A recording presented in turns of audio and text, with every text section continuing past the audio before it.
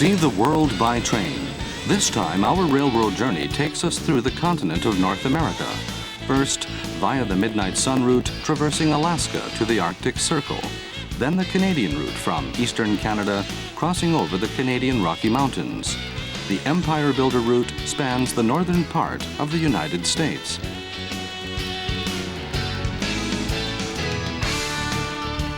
The landscape offers endless and tantalizing delights for train travelers, from the glacier-carved mountains to the vast expanse of the Great Plains.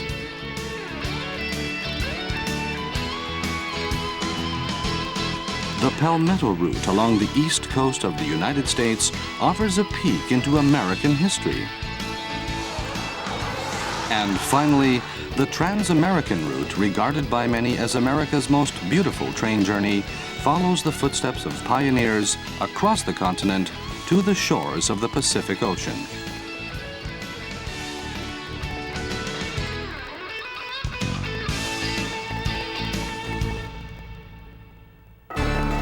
Without further ado, let's begin our trip through Alaska.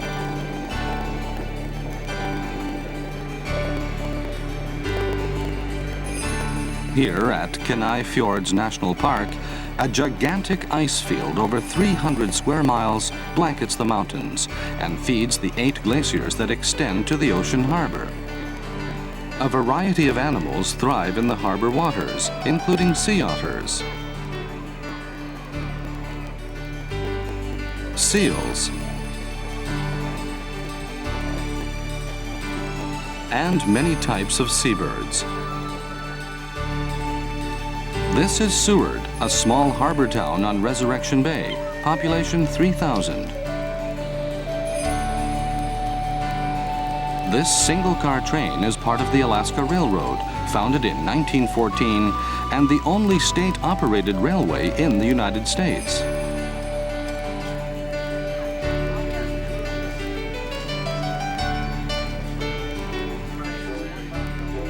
It is 6 in the evening. The train departs.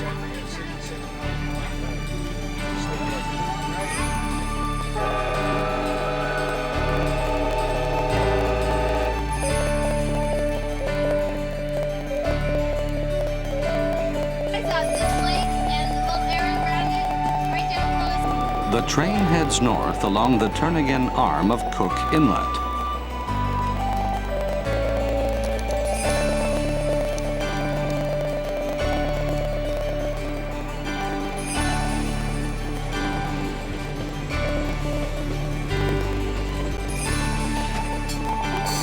A wild moose appears along the way, causing great excitement on board.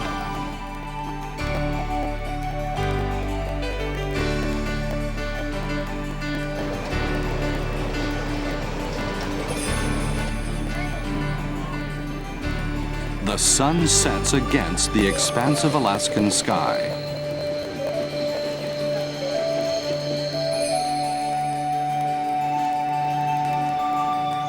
The train arrives at Anchorage at 10 in the evening.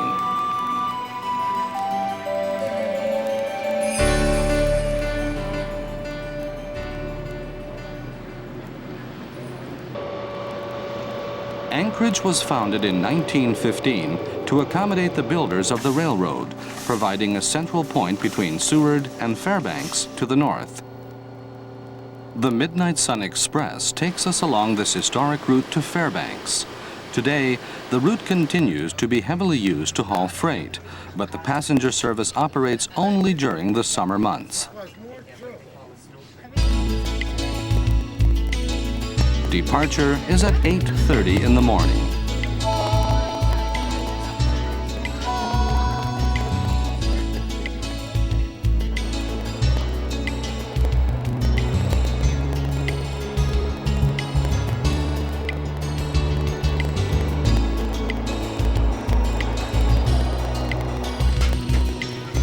Without delay, breakfast service begins in the dining car. The kitchen is bustling with activity. The most popular item on the menu is eggs with sausage, an Alaskan specialty.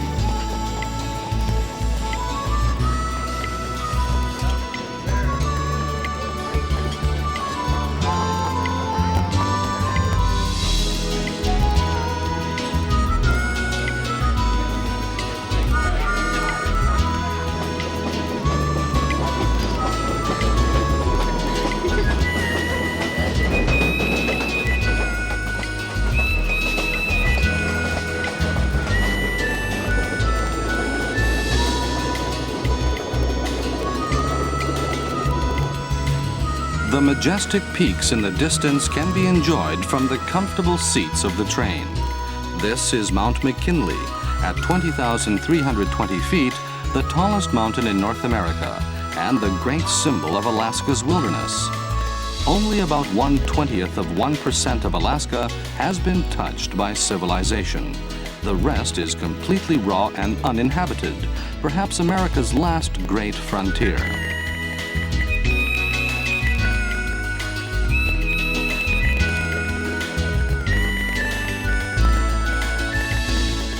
The Midnight Sun Express traverses the bridge at Hurricane Canyon, suspended 295 feet over the river, making it the tallest rail bridge in Alaska.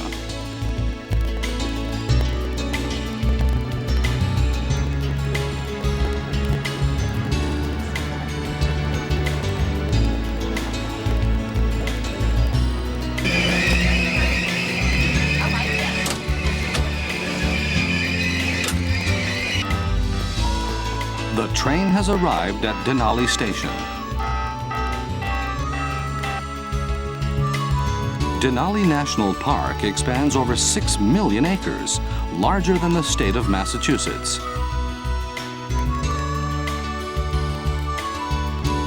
And yet there is only one road through the park, preserving a natural habitat for the caribou, moose, grizzly bears, and other wild animals.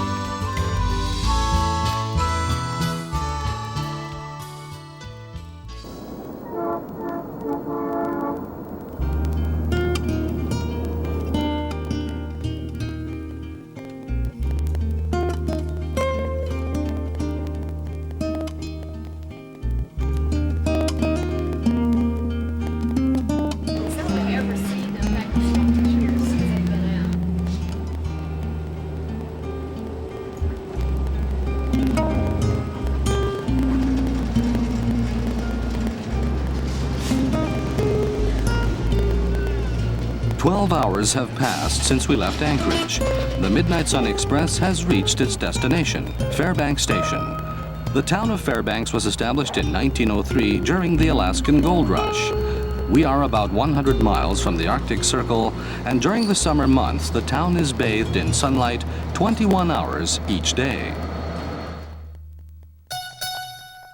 Next, we cross Canada on the Transcontinental Railway.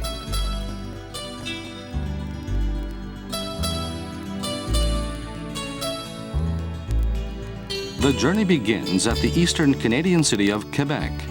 The name of the city and province derives from a Native American word meaning the place where the river narrows. Quebec has a complex history, from colonial wars between the Native Americans and the French to the current struggle for political sovereignty.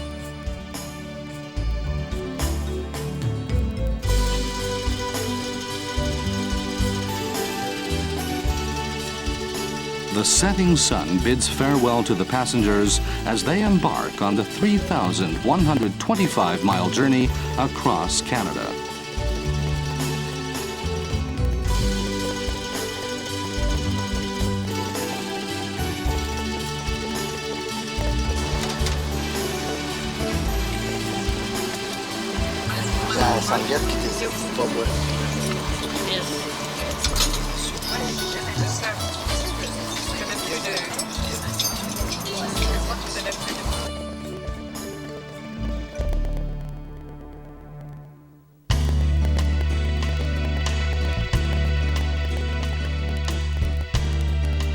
Over 60% of Montreal's population is French-speaking, accounting for its epithet, the Paris of North America. The official language here is French. The old and new coexist in Montreal, with the old-style French and British buildings standing alongside the modern skyscrapers.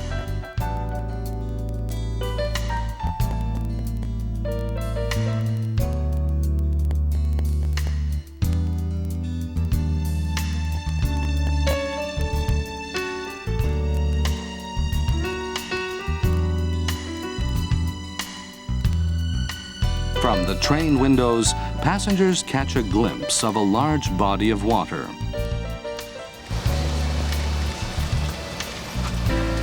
This is Lake Ontario, on the border between Canada and the United States. The smallest of the 5 Great Lakes, Lake Ontario measures 193 miles long and 53 miles wide. Its name comes from the Iroquois word for beautiful lake. The Great Lakes form the largest body of free fresh water and hold about 1/5 of the United States' freshwater supply.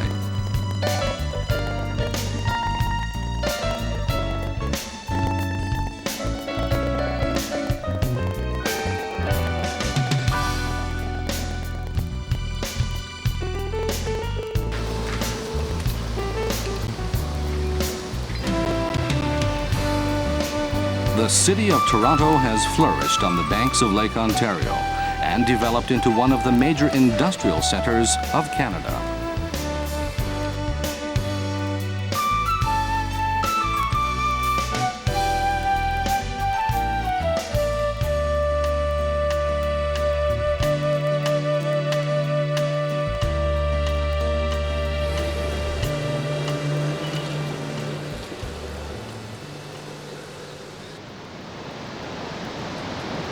The city is famous as the gateway to Niagara Falls.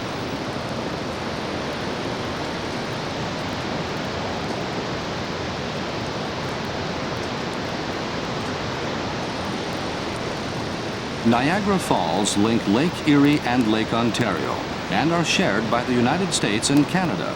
Some 50 to 100,000 cubic feet of water cascade over the falls each second, to the delight of tourists and also local industries who depend on the falls for hydroelectric power.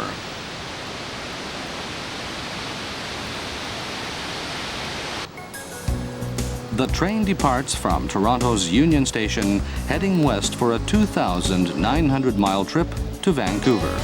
Here begins the Canadian transcontinental journey, a total of 3 nights and 4 days from start to finish.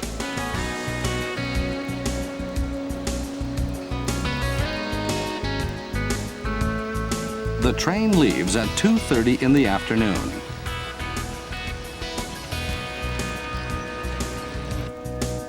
There are a variety of cars here, including the salon car, the dome car, the passenger car, and the sleeping car. But the scenery is stunning, regardless of which train window you pick.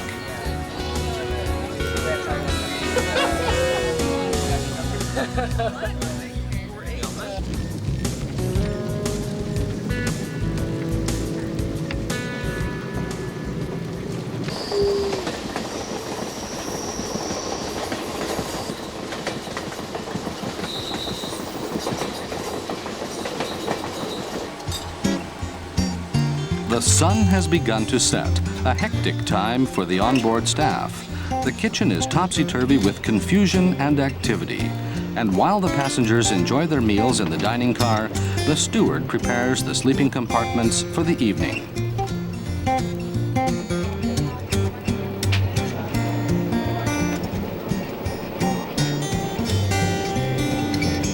On the second day of the trip, the train crosses the prairies in central Canada. Hour after hour, the pastures and farms seem to continue endlessly.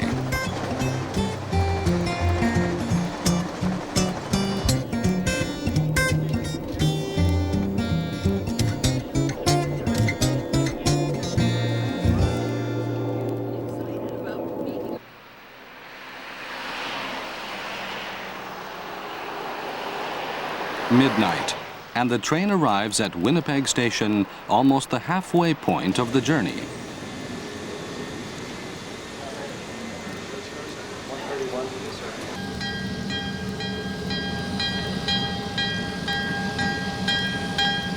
Here, the crew replenishes water and other supplies, and the train heads off again.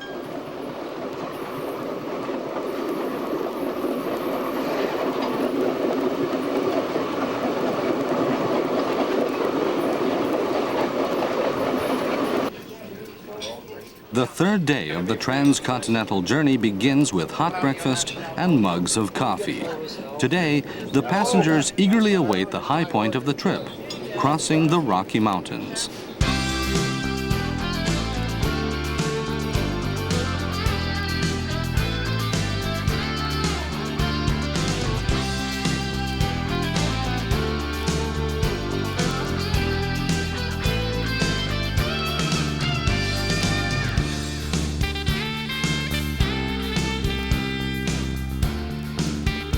The Canadian Rockies are part of a 2,000-mile continental divide sweeping from the Yukon Territory to New Mexico.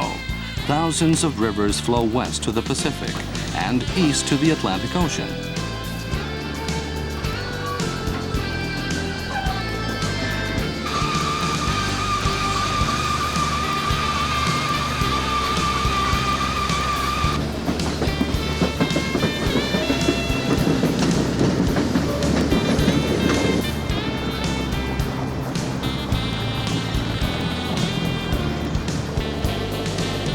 After crossing the Great Rocky Mountains, the landscape gradually flattens and the train moves ever closer to its West Coast destination.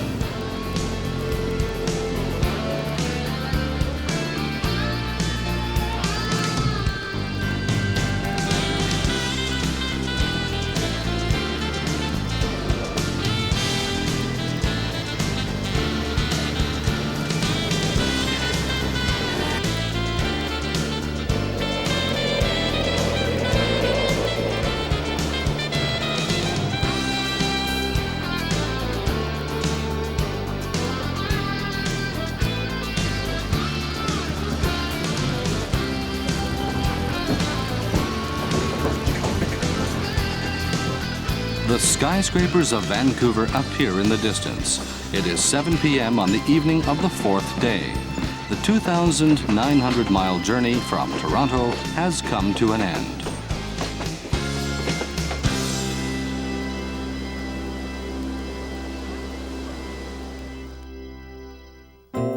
Now let's take the Empire Builder Line from Seattle in the Pacific Northwest to Chicago. This is Seattle, known as the Emerald City.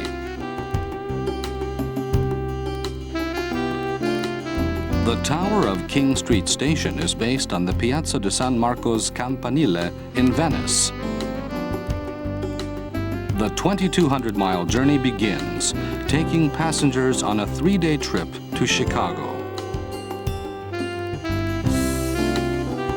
The route was forged by pioneers over a century ago and passes through some of America's most rugged and breathtaking scenery.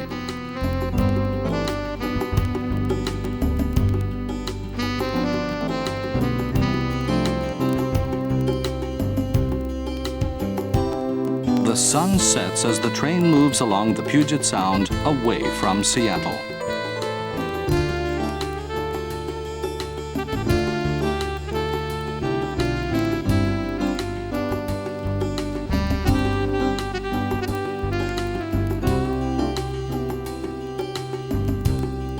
Outside, only the moon is visible, and inside the train, it is time for this group to begin their evening picnic.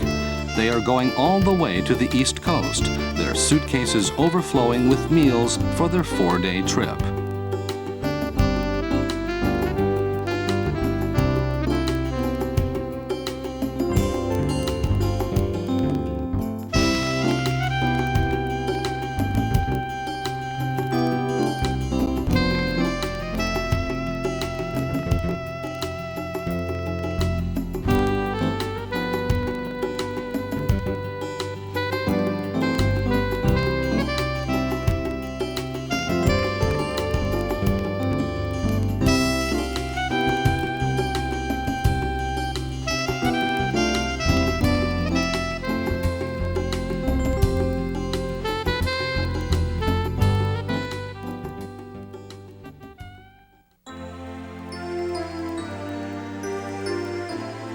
When dawn breaks, the train has already entered the state of Montana.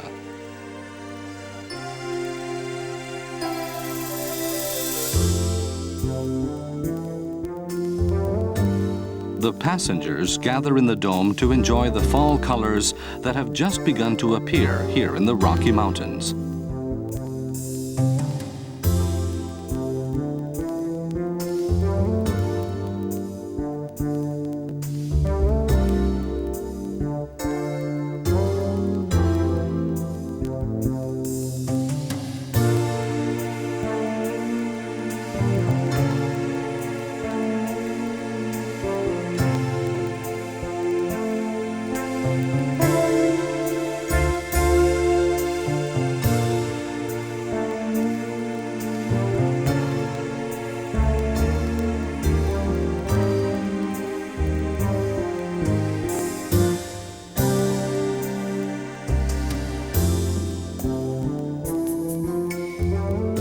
The 19th century explorers, Lewis and Clark, searched in vain through these parts for the so-called Mystery Pass across the Continental Divide.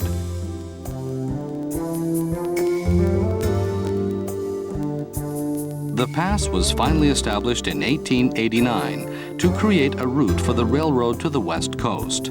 At 5,216 feet above sea level, the pass is the lowest point along the Rocky Mountains from New Mexico up to Canada.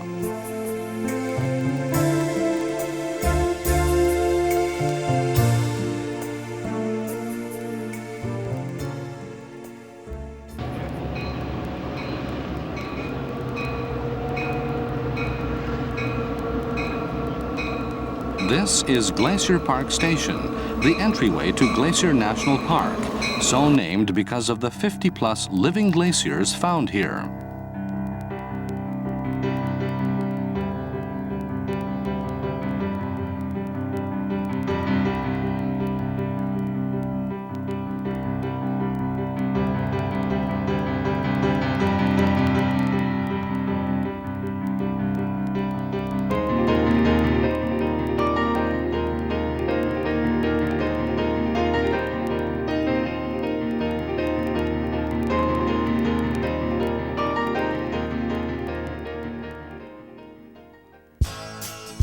After crossing the Rocky Mountains, the Great Plains extend as far as the eye can see.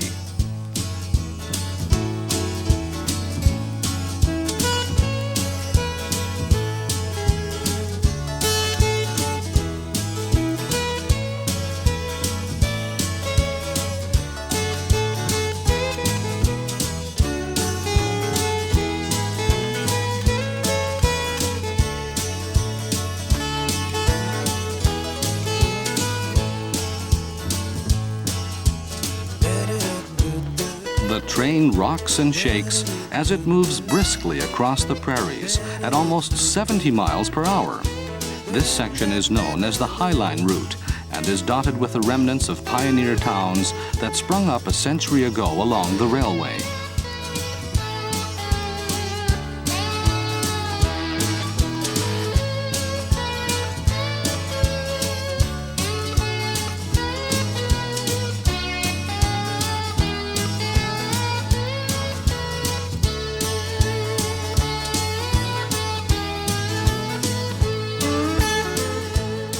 A century ago, the train might have been held up by outlaws like Butch Cassidy and the Sundance Kid. Today, the passengers fight the boredom of the unchanging scenery.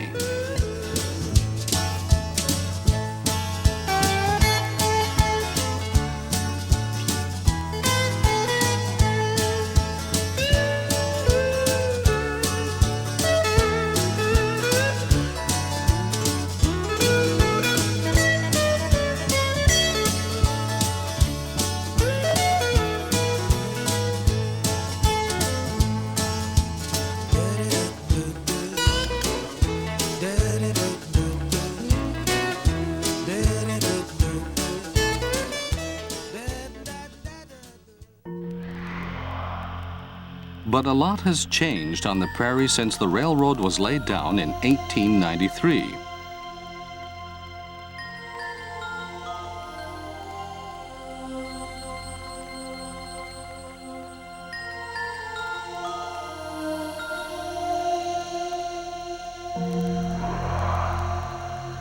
Then, great herds of buffalo roamed the plains. Shooting buffalo from the train window was one of the great attractions for the early rail passengers.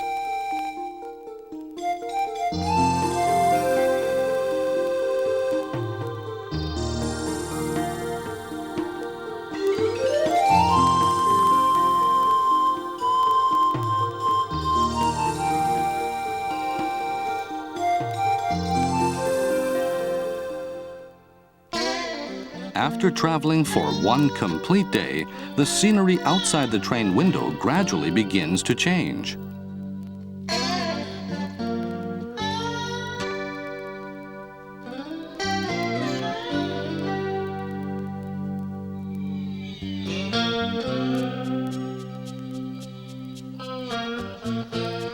The train arrives at Williston Station, entering the state of North Dakota.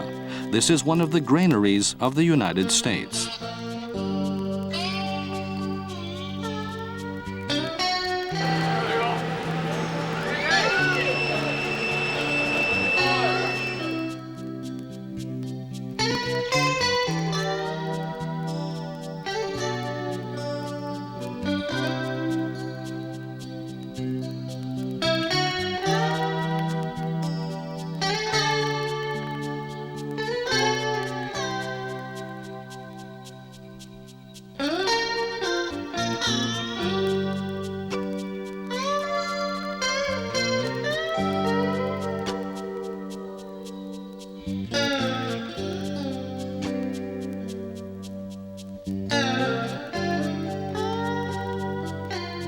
We are in the midst of the second night after leaving Seattle.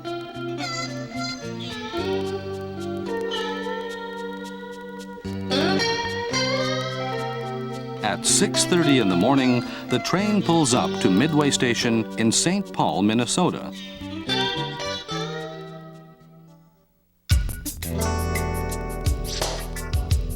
Minneapolis is Minnesota's largest city, population 380,000.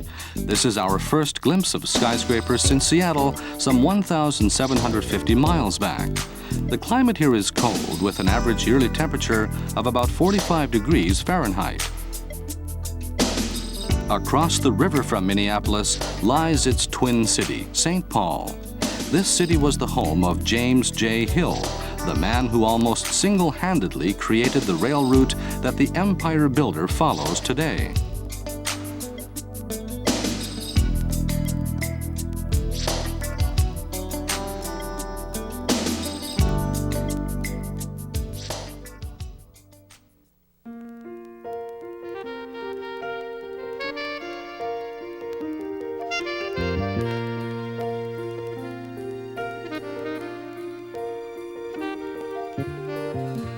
You and me, we know it's right.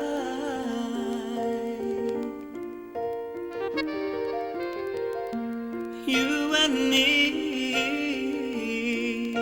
our love outlasts the night.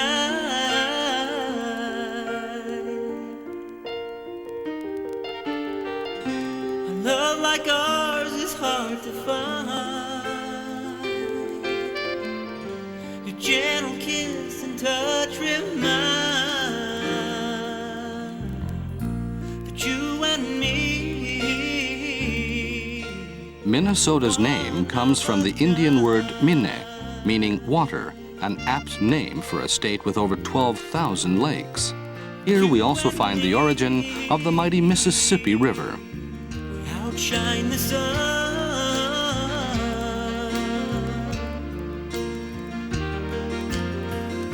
They all can see two hearts that beat as one.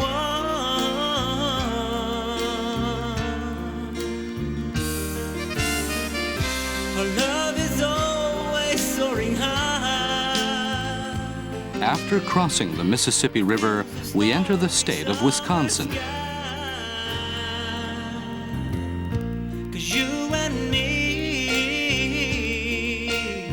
we're one of a kind.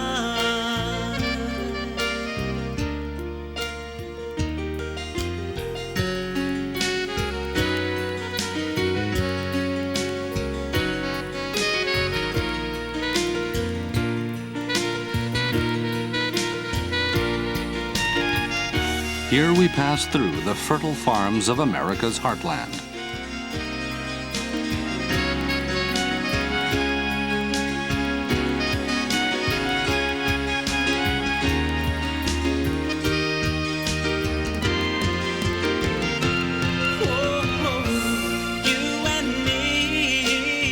The train has arrived in Milwaukee, the largest city in the state of Wisconsin.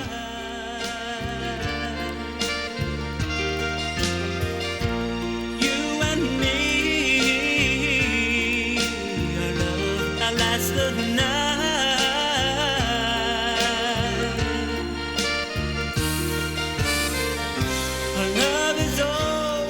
Milwaukee was first settled by German immigrants, and at one time over 75 local breweries thrived here and filled the city with the sweet smell of hops. Now, only 2 breweries remain. 'Cause you and me were one of a kind.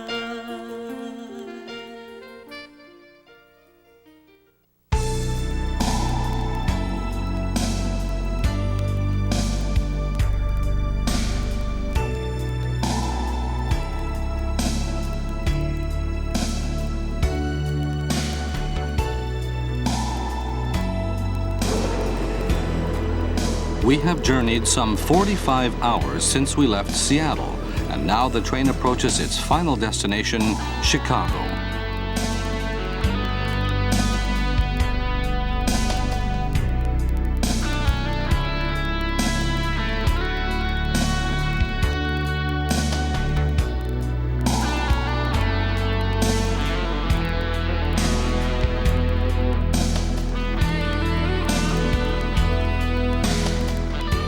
It's rush hour, and Chicago bustles with commuters heading home, abruptly bringing the Empire Builder passengers back to the reality of everyday existence.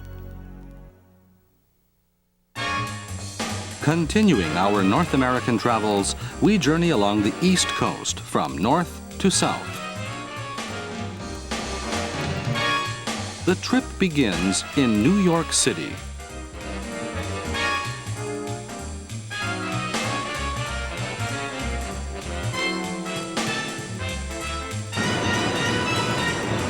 It is 6:30 in the morning, time to board Amtrak's Palmetto Line at Penn Station.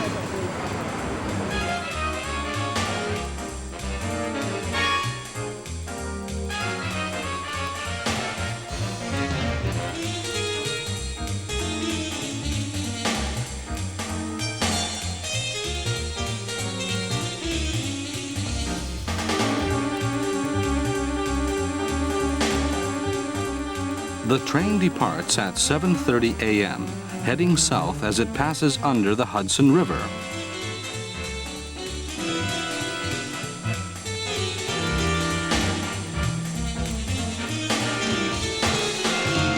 One hour and a half into the journey, the train arrives in Philadelphia.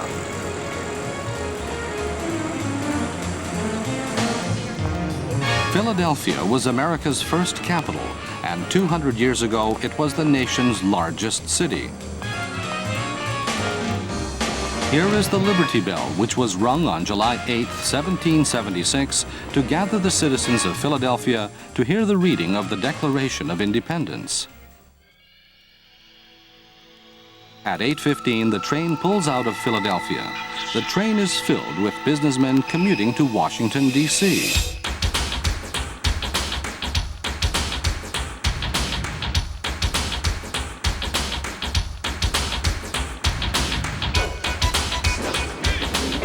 The train arrives at Washington, D.C.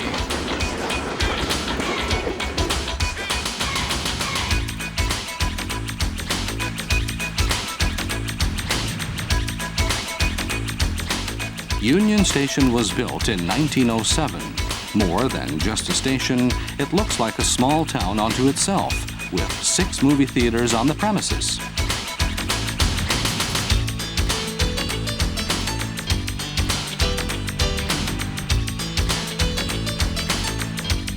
The train leaves Washington, D.C. at 11:30 in the morning.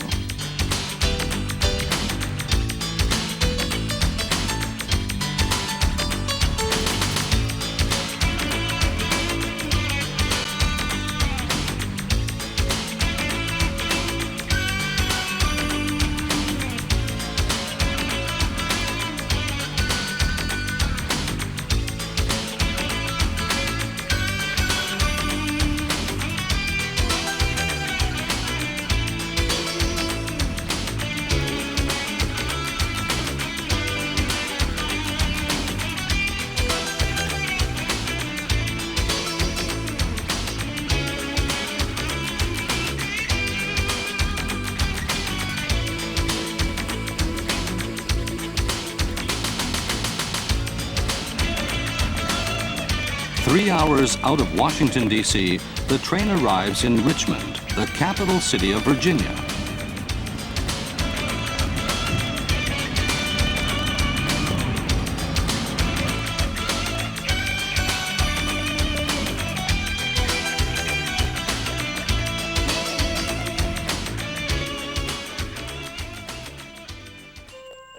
Richmond became the capital of the Confederacy for a brief period in 1861 during the Civil War.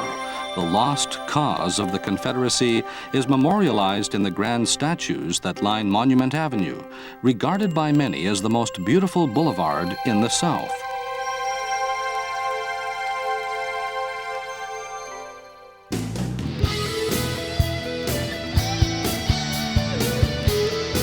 The train heads farther south through the morning fog.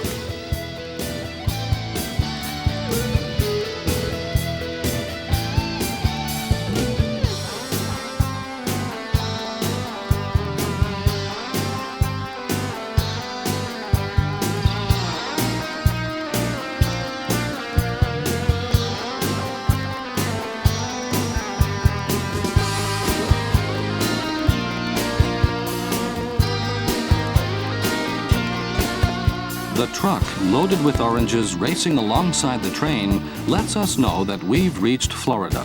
Florida is the country's #1 producer of oranges, lemons, and other citrus fruit, with more than 14,000 growers cultivating 92 million trees.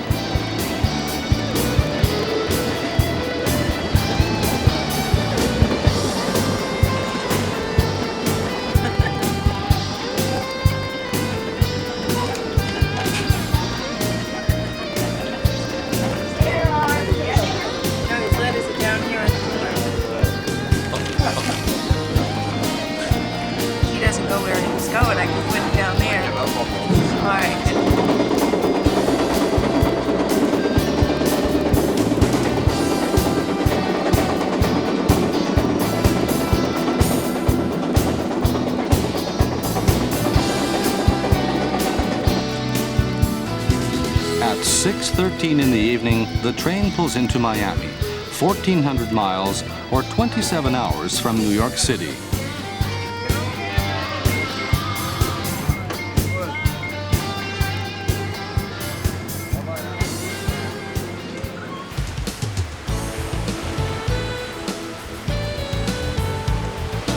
Just about 125 miles west of the Bahamas, Miami draws beach lovers from around the world who come to enjoy water sports or just to relax under the brilliant sun.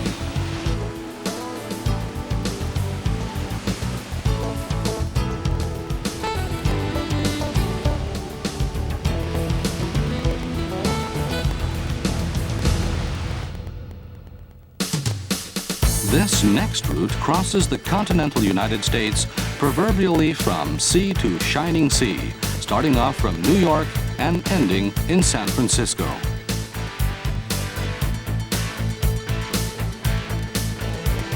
This journey also begins from New York City's Pennsylvania Station, or Penn Station, if you're a New Yorker. The first leg of the trip is on the Pennsylvania route, departing at 8:45 a.m. for Pittsburgh.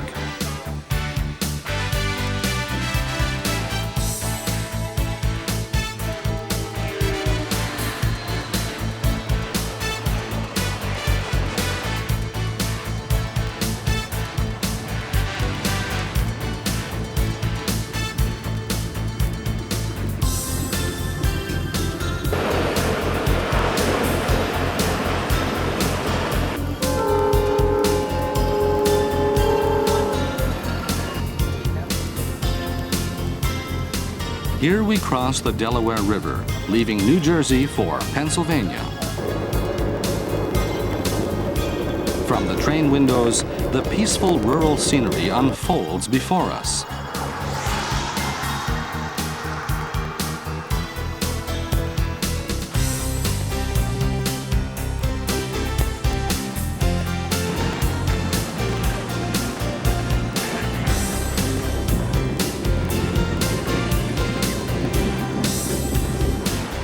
The The Rockford Bridge, which spans the Susquehanna River, is the world's longest stone arch bridge.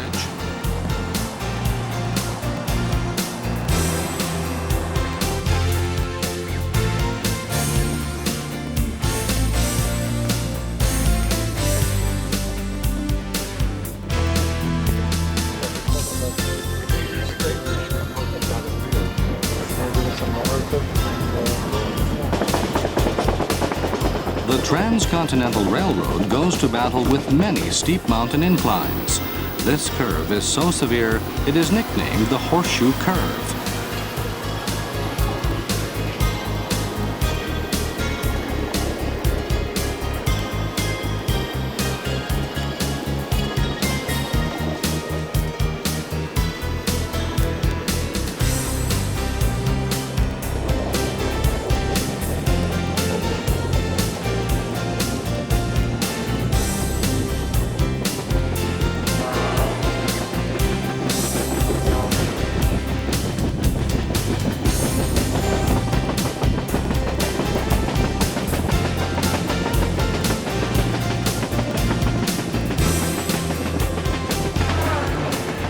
The tranquil farms and pastures are replaced by factories and warehouses, which cluster along the sides of the railroad. We are approaching the destination of this route, Pittsburgh. A century ago, this city was one of America's great steel towns, and after a period of steep decline, it has reinvented itself and thrives once again.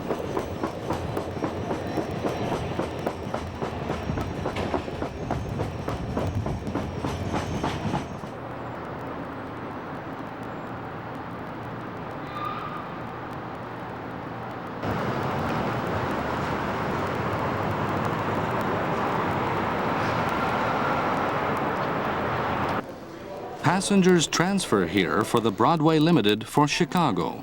The train departs from Pittsburgh Station in the middle of the night.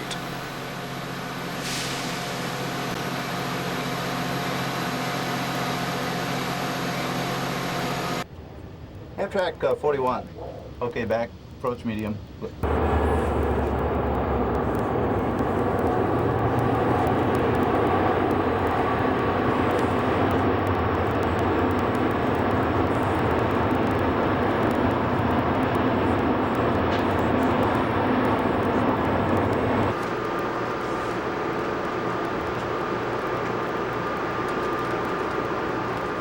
The passengers go to sleep, but this doesn't mean that the staff gets to take a break.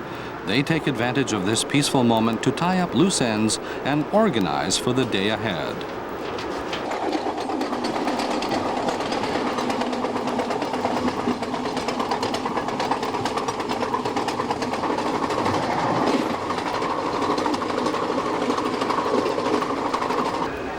The dining car springs to life as dawn breaks.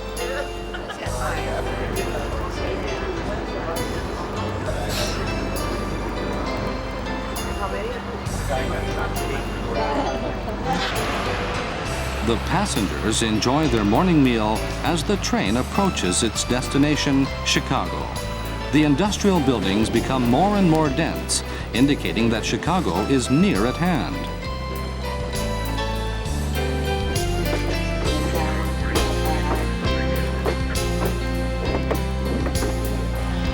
Sears Tower, the symbol of Chicago, appears in the distance, and the Broadway Limited arrives at its destination. Chicago's Union Station, built in 1926, pays homage to the bygone era when traveling by train was the most popular mode of transportation.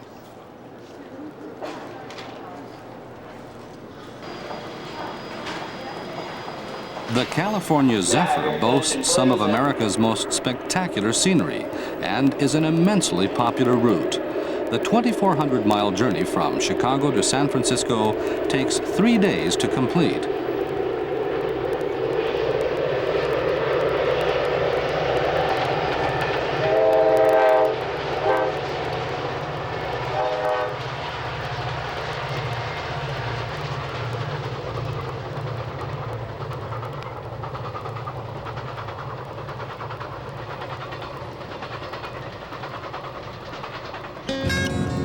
Just 1 hour out of Chicago, farmland extends as far as the eye can see. The sun sets magnificently over the cornfields of the Midwest.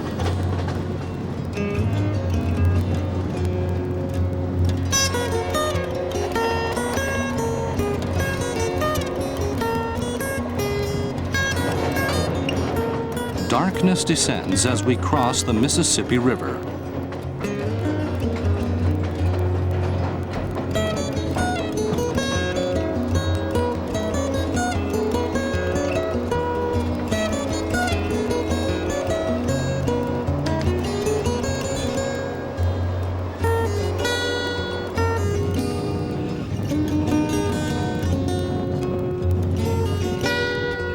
The train moves without a break through the Great Plains of Nebraska.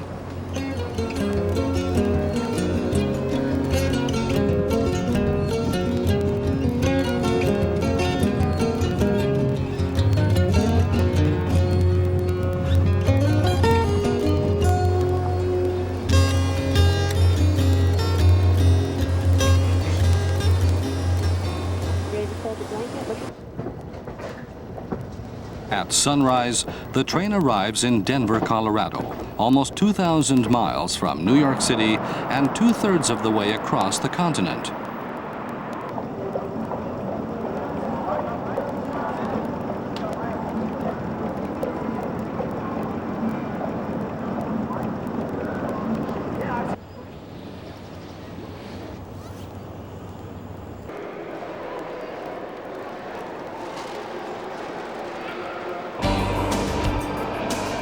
From Denver, the train heads straight for the Rocky Mountains.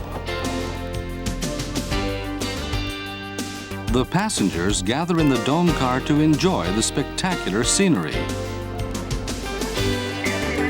We are calling a waiting list for lunch, and that it is necessary to be on the waiting list. When you're retired,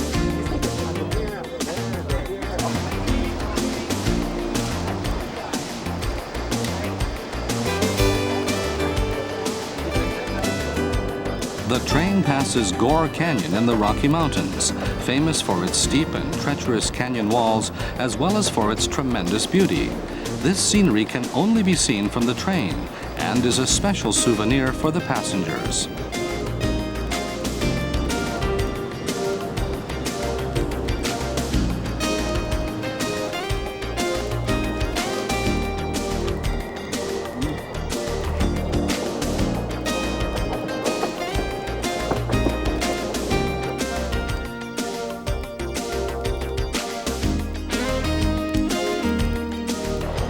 The train runs along the bottom of Glenwood Canyon, the largest in the Rocky Mountains, measuring more than 1,400 feet from the rim to the river below.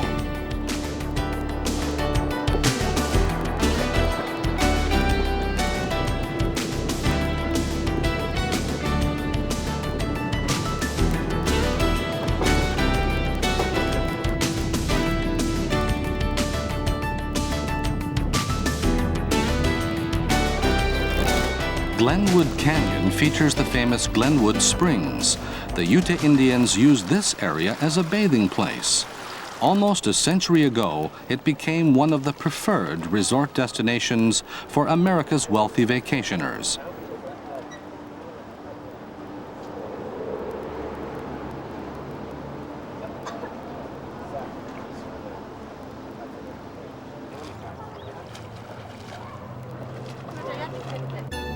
Once past the Rocky Mountains, the train leaves Utah for the state of Nevada, where a vast desert fans out, extending over 550 miles.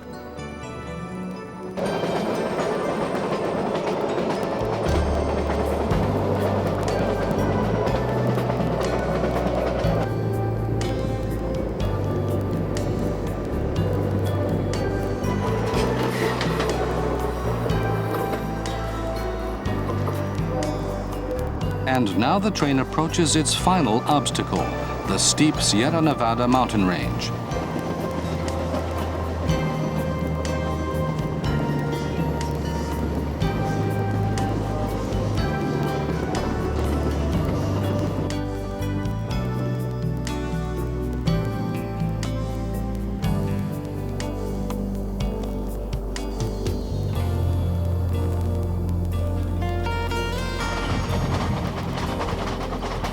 The train continues, bathed in warm sunlight as it crosses into California.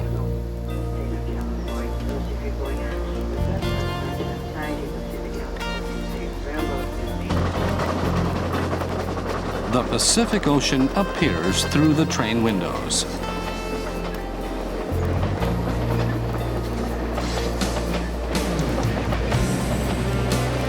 Please remain seated until the train comes to its final stop. Then be sure you have all of your personal belongings and go to the center of the car and down the stairs for the training.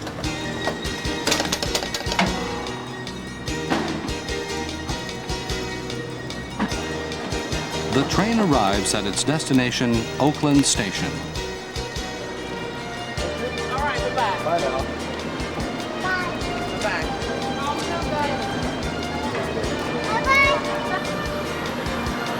Here, the passengers transfer to a bus and cross the Bay Bridge into San Francisco.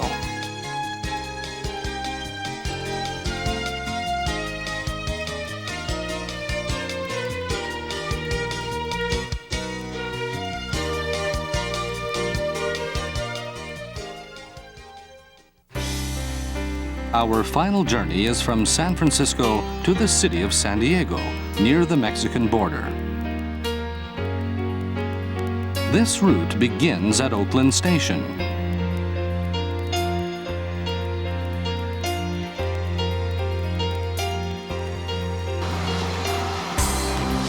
On the coast Starlight, the travelers join the other passengers who began their trip in Seattle.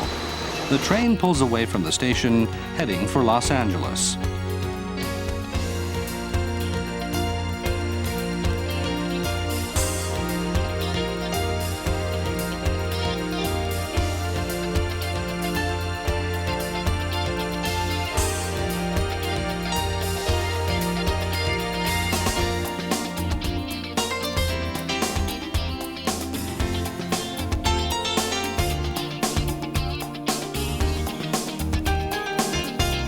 Here, the train passes the picturesque wineries, producers of some of the world's finest wines.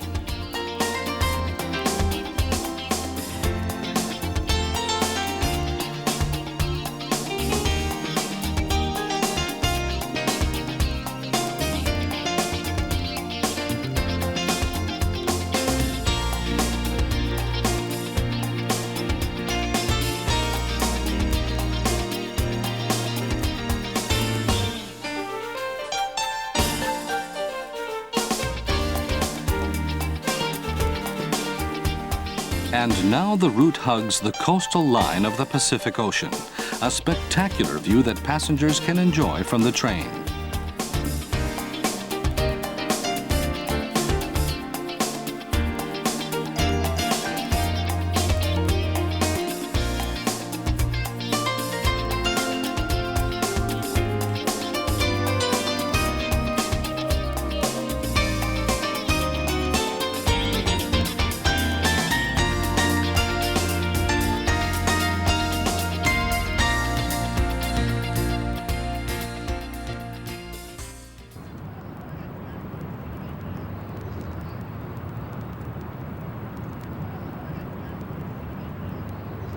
The passengers change trains at Los Angeles' Union Station.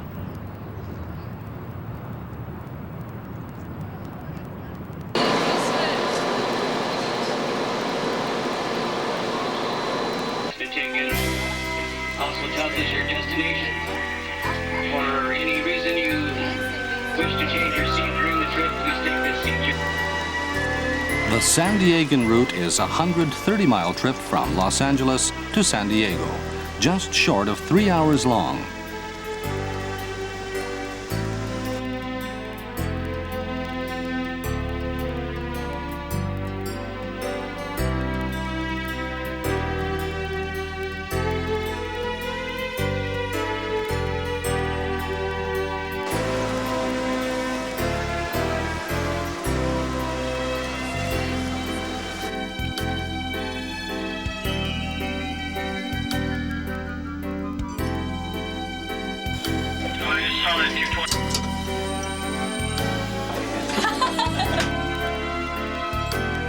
destination draws near.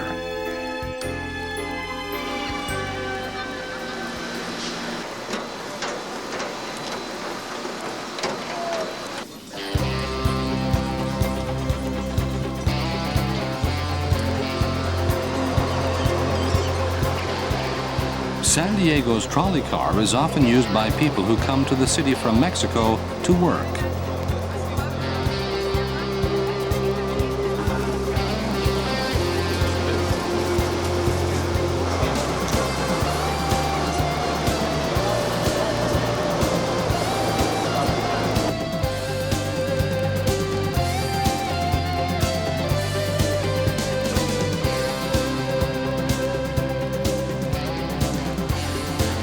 Near the border with Mexico, San Diego has a view of Tijuana.